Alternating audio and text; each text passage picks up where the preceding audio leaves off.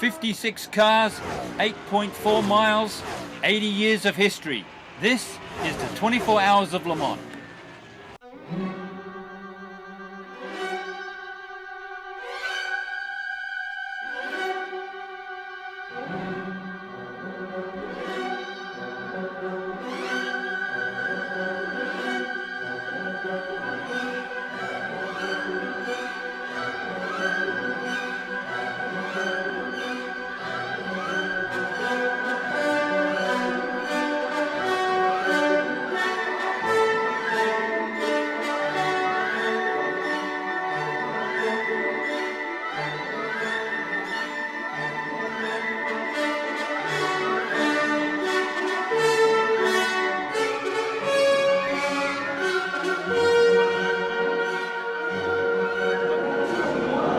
I'm on the start line of Le Mans 2012 here at Sarthe Circuit in France. The Audi's picked up some of the top qualifying positions, but we're going to be focusing on some of the Japanese cars, especially the Nissan DeltaWing, which is causing a huge stir here. No modern day race car has monopolized world headlines like the Nissan DeltaWing.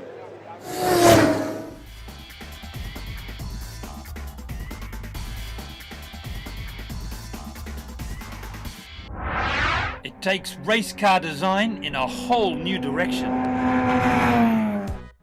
Part Batmobile, part F-22 Raptor, and part dragster, the DeltaWing is without doubt the most innovative and radical race car to take to a track anywhere since the Tyrrell six-wheeler back in 1976. So how did this unlikely race car come about? It took some of the biggest names in American racing to join forces and some thinking outside of the box from Nissan and Michelin. But finally, it was the open mind of ACO, the organisers of Le Mans, that ultimately put this car on the grid. They classified DeltaWing Project 56, that grid spot being reserved for experimental cars that cannot race for points but contribute to the advancement of motorsport.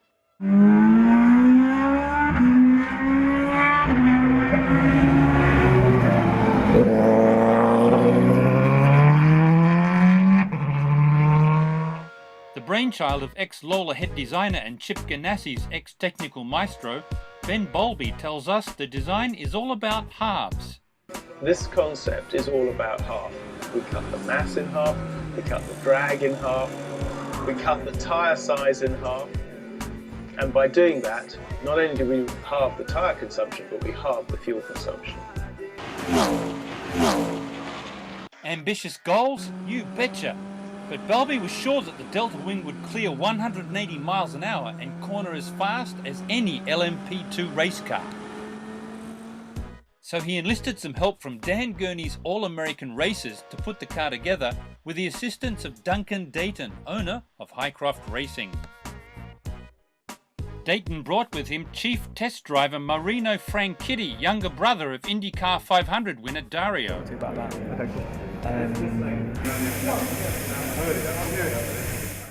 And bankrolling the team as the project's chief financier is none other than Don Paynos, the founder of ALMS.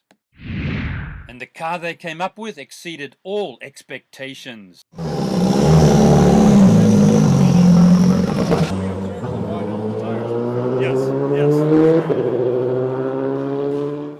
In contrast to the fastest Audis that weigh around 2,000 pounds and pump out over 500 horsepower, the DeltaWing weighs just 1,100 pounds in Le Mans spec and generates over 300 horsepower from a heavily tuned Nissan Juke 1.6 litre turbocharged gasoline engine. That's 112 more horsepower than the stock production version.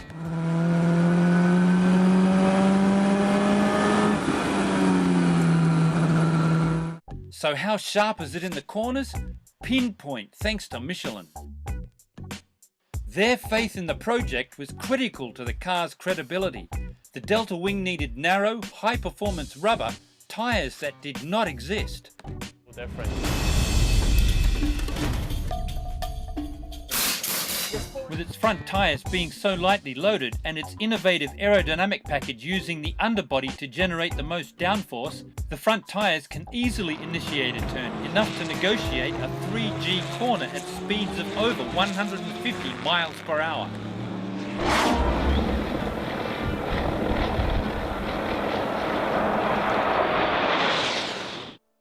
On race day, the DeltaWing was arguably the most popular car on the grid, and Nissan was one of the most visible car makers at the track, with no less than 13 LMP2 cars powered by Nissan V8 engines. Nissan GT Academy champions Lucas Ordonez and Jordan Tresson were racing LMP2 cars, proving that Gran Turismo gamers can become real-world racers. The Nissan qualified in 29th position with a time of 3 minutes 42.6 seconds, some 18 seconds behind the Audi. A quick look at the strong driver lineup shows that Nissan meant business. Germany's Michael Krumm is the reigning FIA GT1 World Champion. Scottish Marino Franchitti is an ALMS Championship driver. And Japan's Satoshi Motoyama is a 4-time Formula Nippon champion and a triple Japan GT Series winner. Then at 3 p.m, the race was on.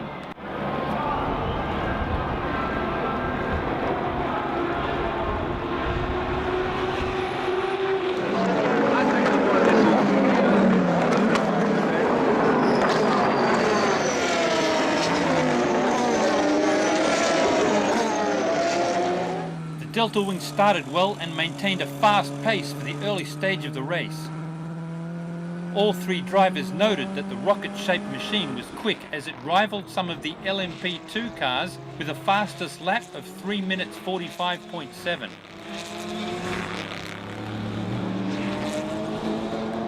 When Krumm pitted and handed over to Motoyama as the pit crew changed tyres for the only time in the race, Franchitti said that the car was handling superbly and was achieving its targets of low fuel consumption and incredibly low tyre wear.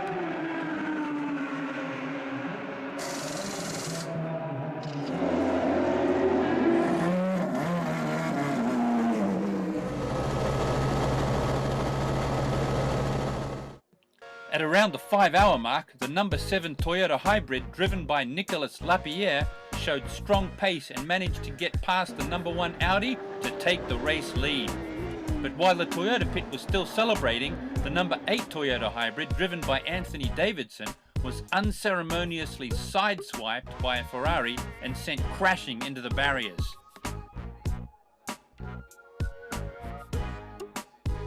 Davidson hurt his back, but he'll be okay. When the race finally resumed after a lengthy safety car period, Kazuki Nakajima driving the Toyota hybrid swerved awkwardly at the Porsche curves and took out the DeltaWing.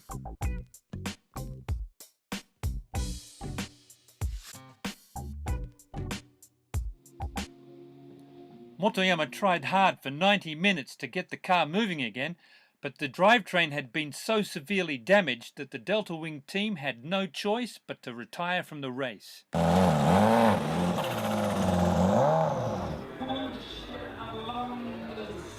At the end of the day, what feedback will be gained from the DeltaWing's Le Mans experience?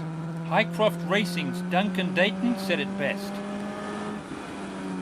Given that and the way the world is going towards efficiency and green technologies and trying to conserve resources, this project really, in my opinion, is a catalyst to promote what potentially could be done on a much wider scale throughout the automotive industry.